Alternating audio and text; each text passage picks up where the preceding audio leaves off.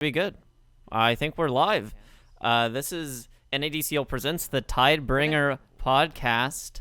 I'm joined here with Sandwich and NonStopGrief. This is NADCL presents the Hello, everybody. Tidebringer Podcast. Hello. Yeah, we're still waiting on AMB to get out of his turbo game, but what can you do? He's trying to get that Gamer Gains first place. True. How are you doing, Sandwich? This is kind of your idea, your brainchild. I'm just here to help. How are you doing? Good. Trying to watch these Gamer Gains leaderboards. AMB is number 9th right now. I was 6th yesterday, and now I'm 19th. I'm fucked. He has 33.6 points. Jesus. There's like a dude I think has like 50 on average or something. This guy's a 60 score game. This guy's cheesing for sure. Producing off of Discord is a little rough. It likes not having my webcam up. But I think I know what I'm doing. Okay, cool. So let's head into our discussion. We're joined here with the Honored Vanguard team owner, NonStopGrief. You just came off of a second place win. Or not a second place, That's pretty good. Finish, yeah. For your Yeah. first weekend. How are you feeling coming off of that? It was definitely amazing. First time experience in this kind of position as any kind of team stake owner, and to have some kind of invested interest in the team made it much more fun to follow for sure than just a generic team that you just like because they're North American or something. So it was really awesome to watch the players play really well. I think they all did a great job, and ultimately just ran into a way better bullish on gaming team in the finals there. Rigged? Perhaps. PPD's team won? What is that? So I saw on your shirt you have Deuces. What is it? Deuces something? It's Duchess VM. I don't know. Just being military people, we like having mottos. So our team motto is Duchess VM, which is guide the way. Yeah, I've known a lot of Marines, and it's Semper Fi. Semper Fidelis. Yep, always faithful.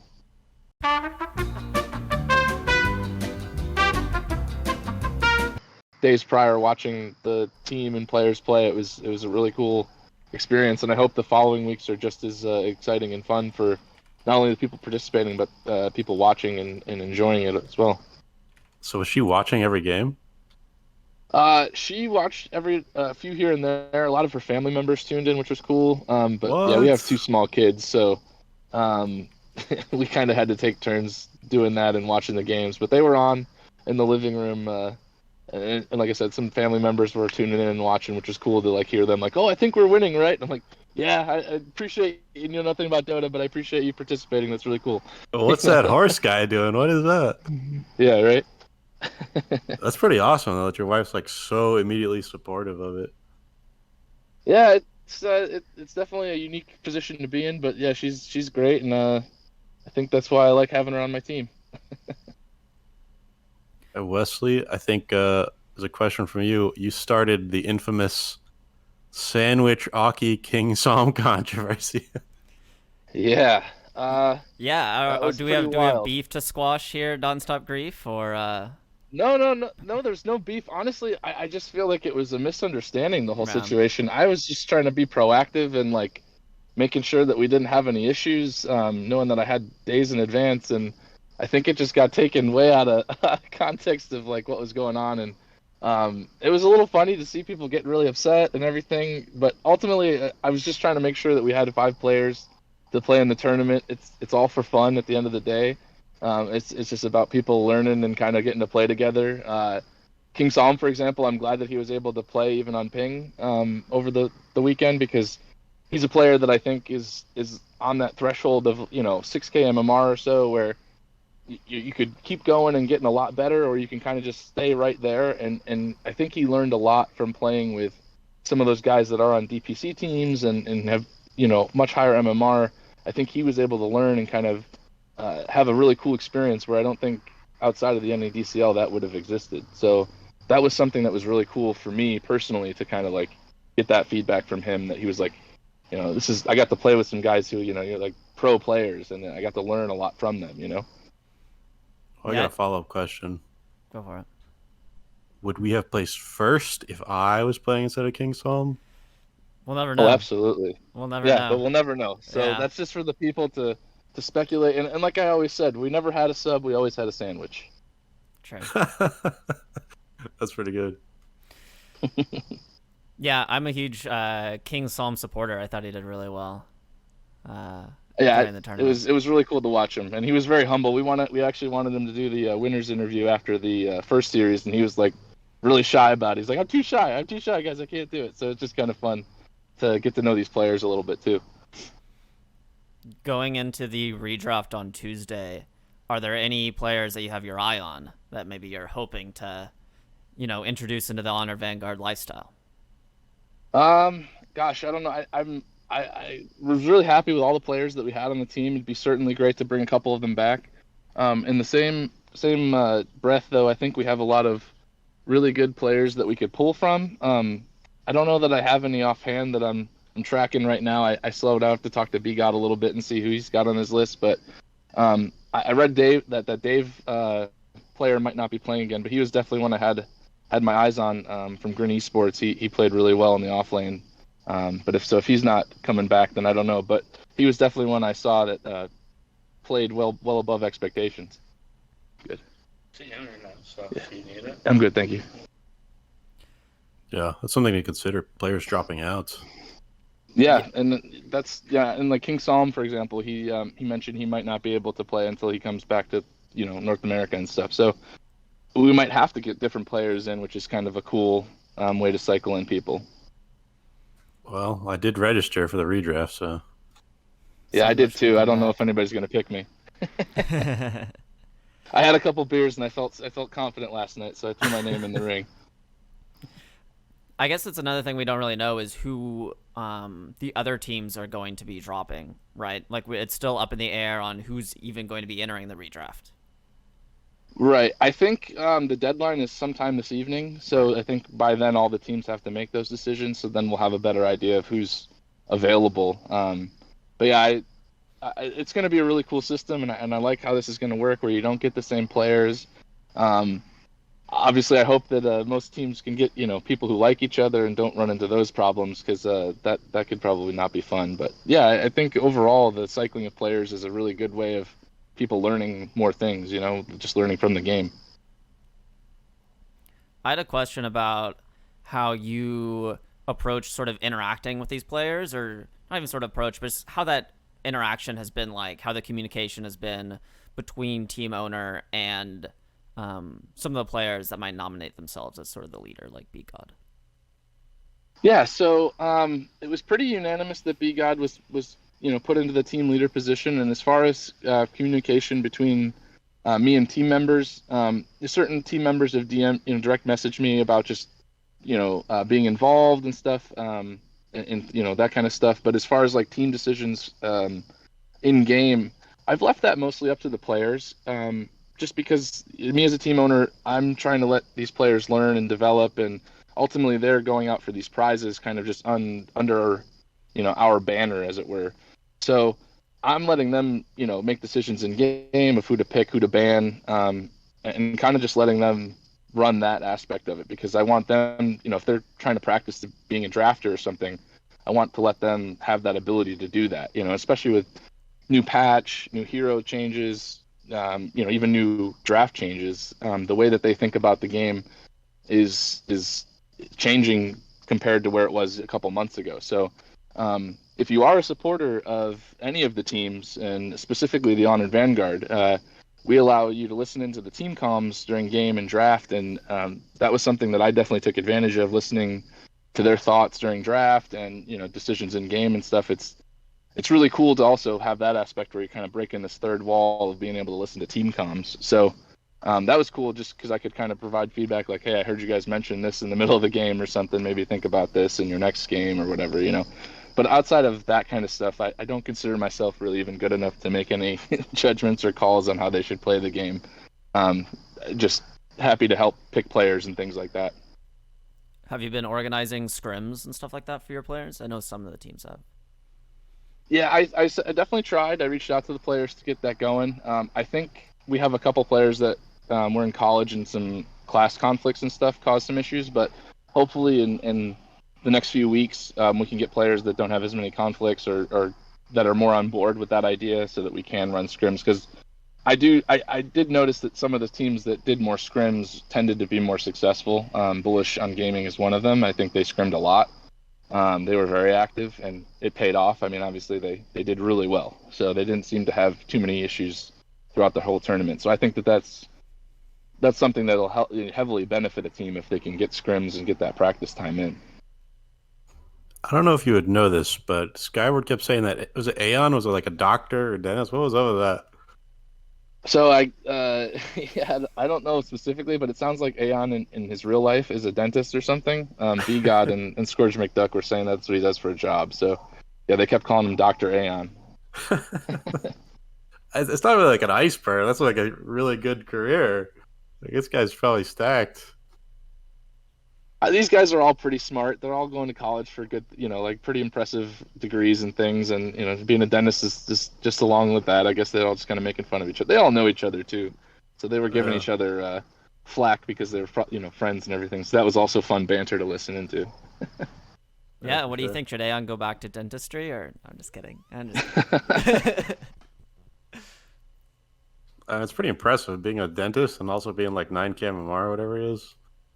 I mean, and he's on the DPC team, I think, too. So he's balancing it all. If he is in fact a dentist, like, I don't know if they were joking or not. Like I said, I just kind of overheard that. So, but yeah, it sounded like he might be a dentist in real life.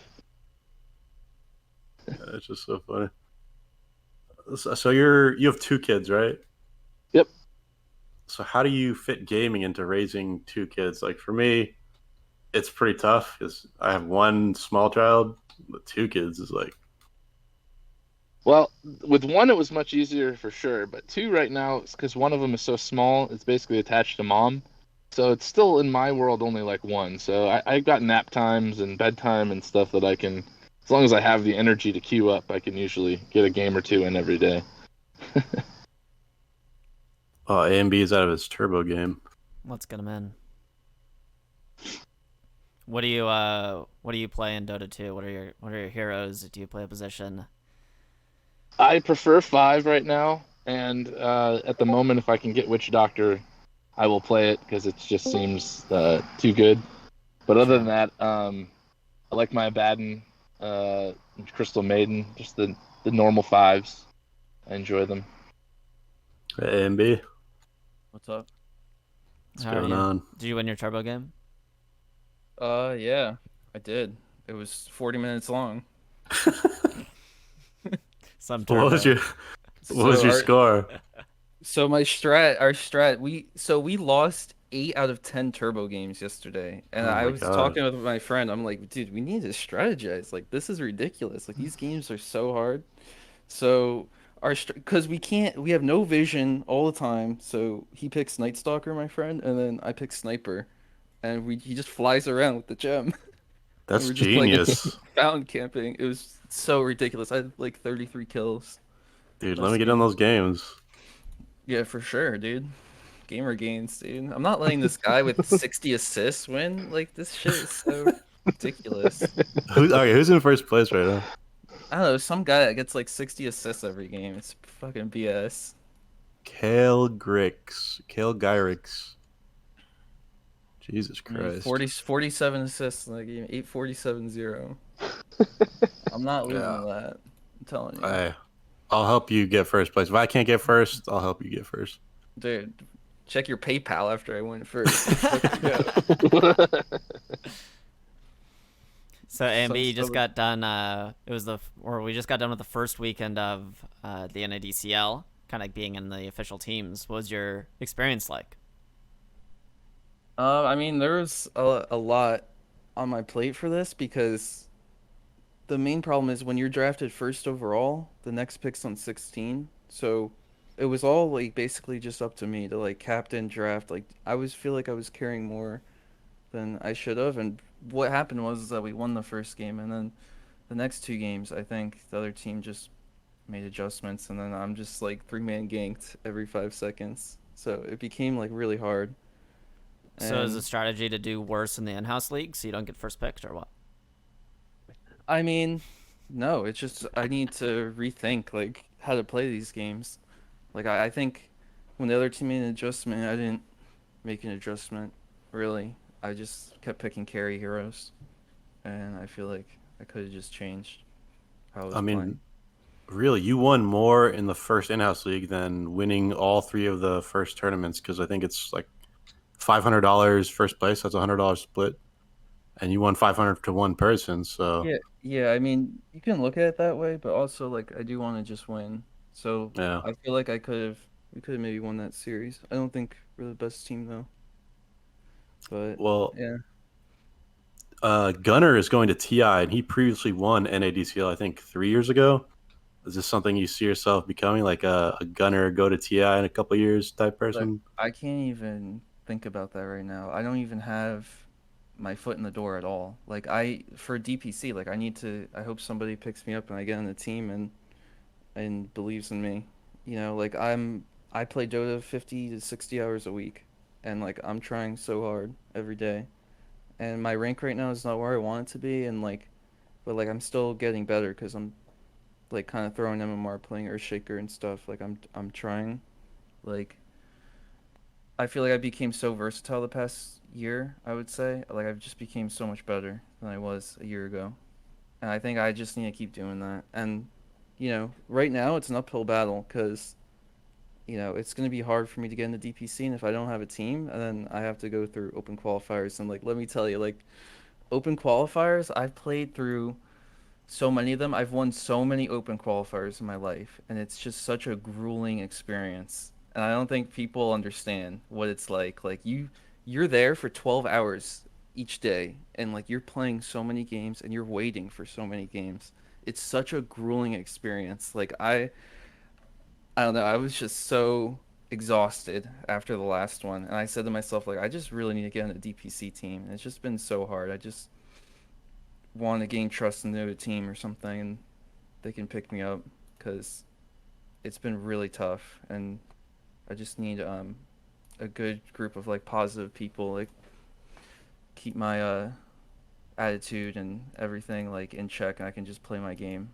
And yeah, I mean that's my goal, and it's ambitious, and I'm like I just really want to keep trying. So that's where I'm at right now. I can't look at for yeah, I'm gonna make TI. You know, like I'm not even in the DPC. So, you know, I think once I get there, I'm in Division 1. I think that would be the next goal. But these things are like stepping stones, right? All So right. that's where I'm at right now. Well, So Moonmander, he's called you the best mid in the league, I think, in the seeding video. I mean, I have no doubt in my mind. I'm the best mid in whatever. I mean, I'm better. I mean, I don't want to like brag or talk up or anything, but like there's plenty, and I'm not naming names or anything, but there's plenty of mids in DPC right now that you know, it's just frustrating for me to look at. You know, they're either lower rank or, you know, like I think I'm definitely the most mechanically skilled, but um, there's a lot of things, and a lot of it's come with experience. I'm not playing these Division 1 games. I don't have like that experience. So even though some of these mids that are in DPC that are lower ranked than me, like these games are different. They're harder and it's so much more team based. Because you know, my strategy for winning the ladder. I mean, I'm just picking to win my lane, and like I know how to play after that. But these games are so much more than just that, and even these NADCL games, like these games are so much more than just that. So, you know, I just don't have these experience. Like, you know, there's other mids that they have like 300 games in Division 1 or whatever. You know, that's a lot of experience that I just don't have. You know, I have a trillion games in ranked and playing different heroes, and like I know I have a lot of knowledge about the game, but it's you know, I just want to get to the point where I'm playing DPC games again and getting better in that way. I know so you. Oh, sorry. I guess my question super quick is in the NADCL you said that you know you went in with a certain strategy, the other team adjusted, maybe you didn't adjust accordingly or not enough. How are you approaching sort of these NADCL more team-based games different, or maybe how should you approach them in the future differently than pubs when you're just kind of like queuing into strangers? Like, what sort of adjustments, strategy or mentality wise, are you going to be making? I mean, it's not a mentality thing. It's just what I wanted to do going in was I wanted to be the one to like carry the game almost. And I think I have to almost like talk more with my other core players and maybe play differently. You know, like I might need to start playing more Blink heroes and active heroes and stuff because I mean, like so far I've only played my strategy going in, like it worked in game one, like but the other team they kind of just like knew what to do after that. And I guess maybe I was too stubborn to make a readjustment because I did have a chance to not pick carry heroes in the mid lane later, but I just think I can play carry heroes in the mid lane, but maybe not every game because you just need to, we weren't playing multi-dimensional, we're just playing like Maybe just more one kind of strategy diversity and in strategy, yeah. so but I mean I do like the team I play with. They're all positive players and they listen to me, but I do honestly I put a lot of weight on myself because I could have been the one to step up to the plate and win those games in a different way, but yeah, it didn't happen. And it's also like NADCL too. It's like we didn't like it's just a single elimination, right? So it's very unforgiving. So you have to kind of just wait till next week and see your next matchup and your next roster. So Did you scrim at all with your team? I know some of the teams were. No, I didn't. I mean, I did want to scrim, but it's also like there's my whole team's not as committed as me, obviously, and I wanted them to just get better at because we talked about the strategies I want to do. I just want to get better at some of those heroes and stuff that I wanted because I had an idea going in, but it just yeah, we didn't end up scrimming. So I thought maybe it was more beneficial that they would learn the heroes I wanted them to play and get better by just talking about it. You had a question, NonStopGrief? Yeah, so you mentioned how grueling like open qualifiers is, and getting onto a DPC team. I kind of have a two-part question. First is, are you using NADCL as like a good networking opportunity, and or like playing with players that you might potentially? I know it was grueling, but try to get a 5-stack for an open qualifier together. So I'll let you answer that one first, and then I'll give you the next one.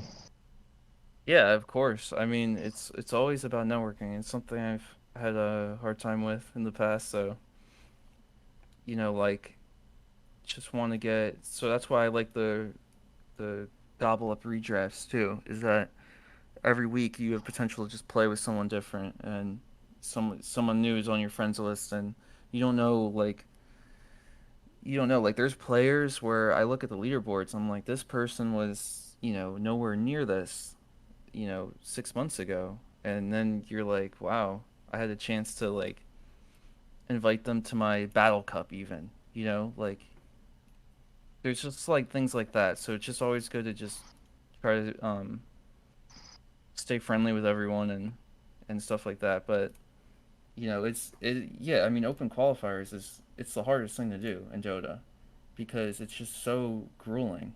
And I also mean it like a little bit into the close qualifiers as well.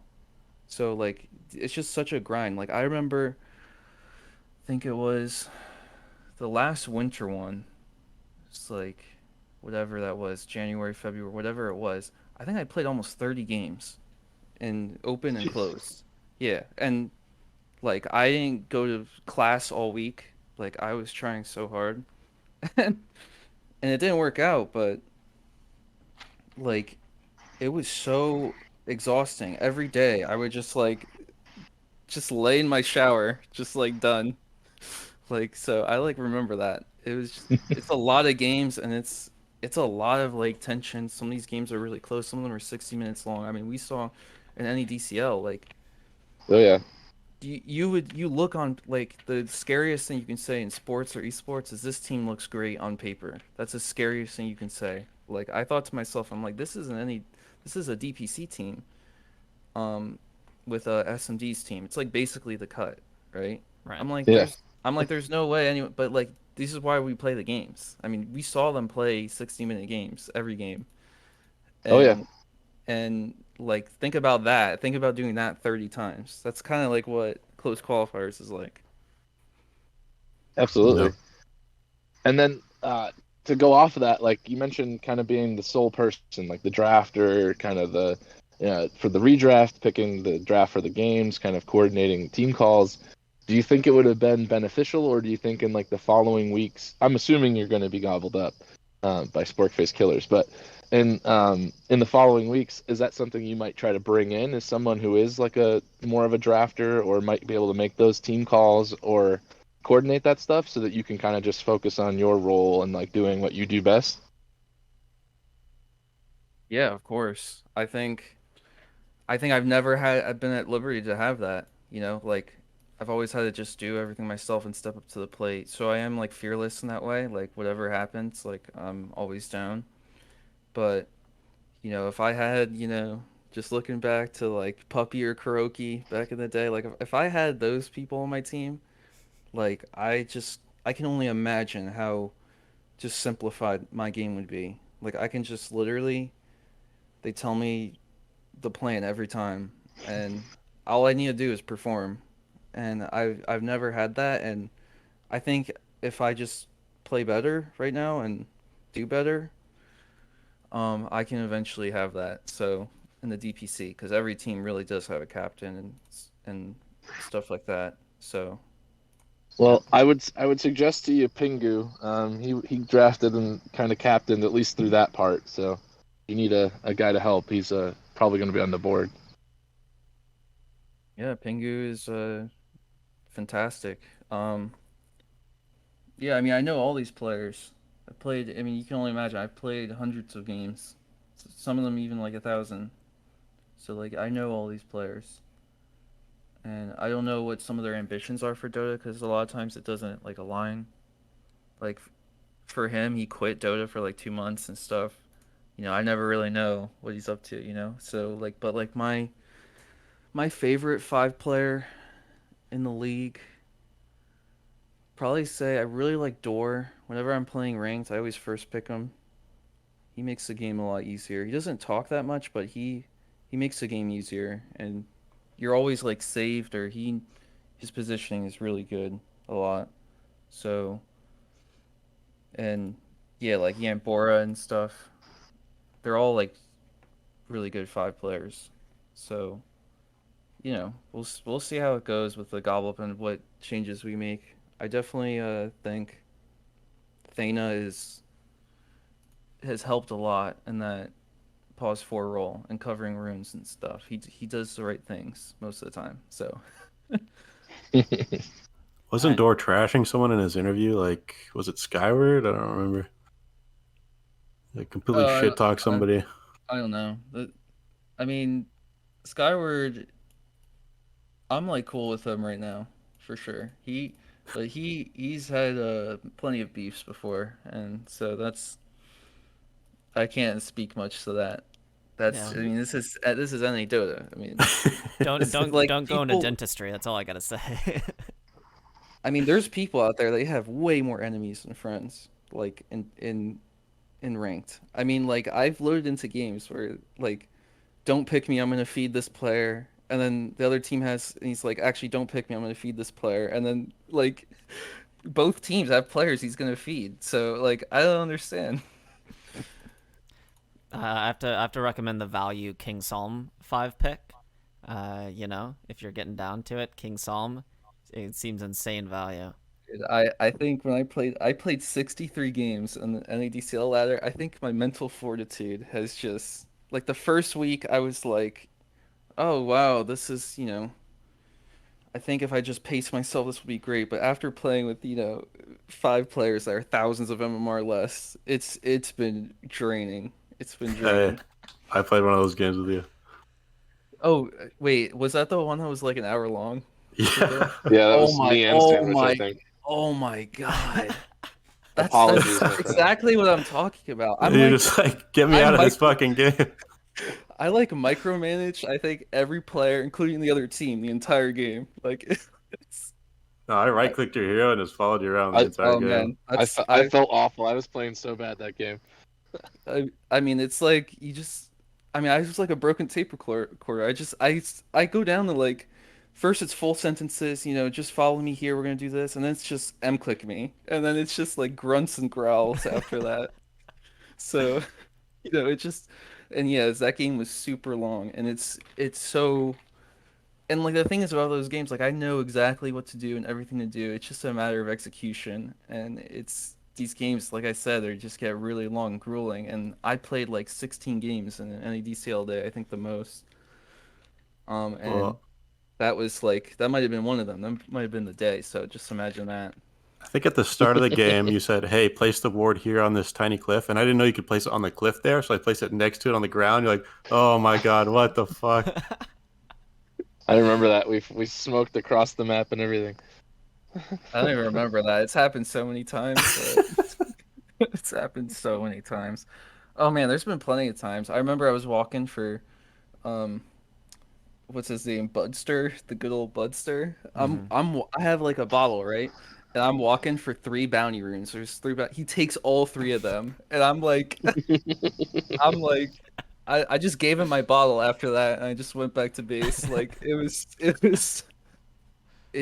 yeah, it's so and like I try to be as positive as I can. I think I do okay at it, but sometimes, man, it like in the end, like I just really want to win. That's like my main objective goal. So if I said like something to you guys, just I wouldn't take it personally. I would just be like, just try your best to win. And I don't actually care if everyone's trying their best.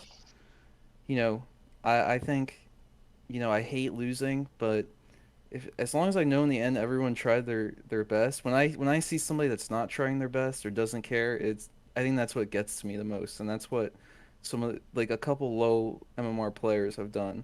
Um, but I think you guys were cool. I think you guys were trying like really hard. So Yeah. that's all I can say. So I I think I won all appreciate my that games game. with you, but there weren't too many. How many It was games did I pick Huskar? the only 20? one I remember you were playing Viper. Oh, Viper. All right. There we go. Yeah, I had a strategy, obviously. But the thing is, the patch hit for the next week, and then like Invoker is my like most hated hero to play against right Mm. now. Mm. I mean, that hero is just totally ridiculous. And Yeah. I think that second week I lost a couple games early to Invoker, and that really hurt. Me winning the second week. I just didn't have enough time to like really prepare for like what to do. And like I So remember playing TA, and I mean he had more damage than me, and I have a refraction. Like that's how crazy that hero was. I do, hate do you think Invoker. the like the universal hero changes that came like earlier in the year, and then like obviously adding Invoker to that list? Do you think like the universal attribute was just a little overtuned? I don't know how I feel about it. I definitely think the way Invoker got changed. I think it's just there's no hero really that can lane against it. I mean, only really Templar Assassin, and the problem I have, like I don't know, I've probably played like 20 games versus Invoker's TA, and what you get, what the problem is later in the game is you get 6 second disarmed. I mean, it's 6 seconds you get disarmed, and then the other team has like 2 halberds on top of that. If you like that hero just shouldn't have that disarm. I think if they really were to nerf him, I mean, it just really hurts for a lot of like right click heroes, especially that I play, and it just makes it so that like this hero has like tools for everything. Yeah. So you said in your pick me post that you teach kids music. What kind of music do you teach them? Okay, so I graduated with a philosophy major, and I have a jazz studies minor, and I play jazz guitar. I actually just recently got a brand new classical guitar. I play classical too on guitar. Nice. So, yeah, basically just one day a week to get out of the house, I teach kids music at this place called Bach to Rock, and they teach kids of like all ages. I've done a couple group classes. I've done some kids who are more advanced, And yeah, I think it's just really nice to get out of the house 1 day a week. So that's and like I do really get out of the house 2 days a week because I do play gigs. I play with my jazz singer at a farmers market every Saturday, It's which pretty is cool. ending soon. So yeah, that's basically I think it's like a nice mental health check for me because I don't think Yeah. I can play Dota 7 days a week, but I do play basically 6 days a week, just a lot later on Saturday and Sunday. How transferable are the skills of trying to coach people through your pubs and teaching children how to play guitar? How similar is You that know, experience I don't mentality even think wise? of I don't even think about it like in that way because what I'm really doing is I'm kind of just escaping Dota for a little bit. I love music and I think it's just such a good escapism to really just, you know, play through, a piece of sheet music and really analyze it and, teach kids new chords, whatever it may be. It's just I think it's a good little escapism just for me where I'm at right now. So, yeah, that was a good catch.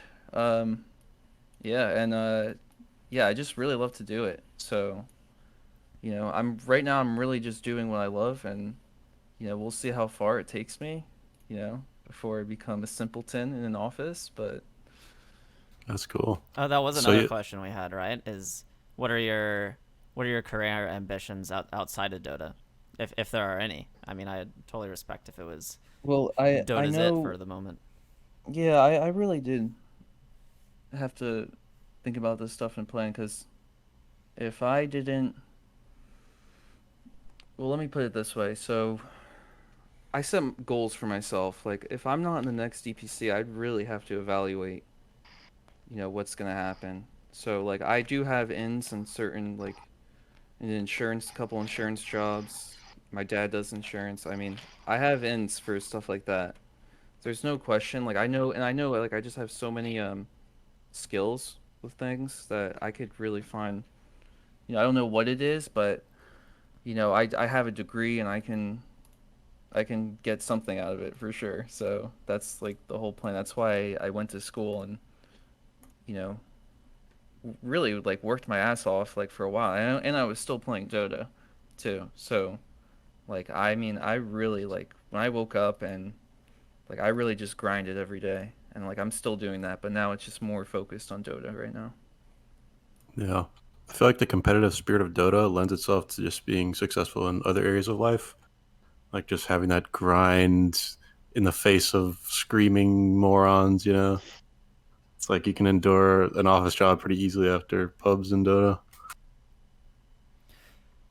Yeah, I Are mean, yeah, probably. And the thing is, it's just that, yeah, I mean, just a grind. I mean, you see players on Dota 2 Pro Tracker. I mean, like, I mean, Quinn at his height, I mean, he was playing like 90 games a week.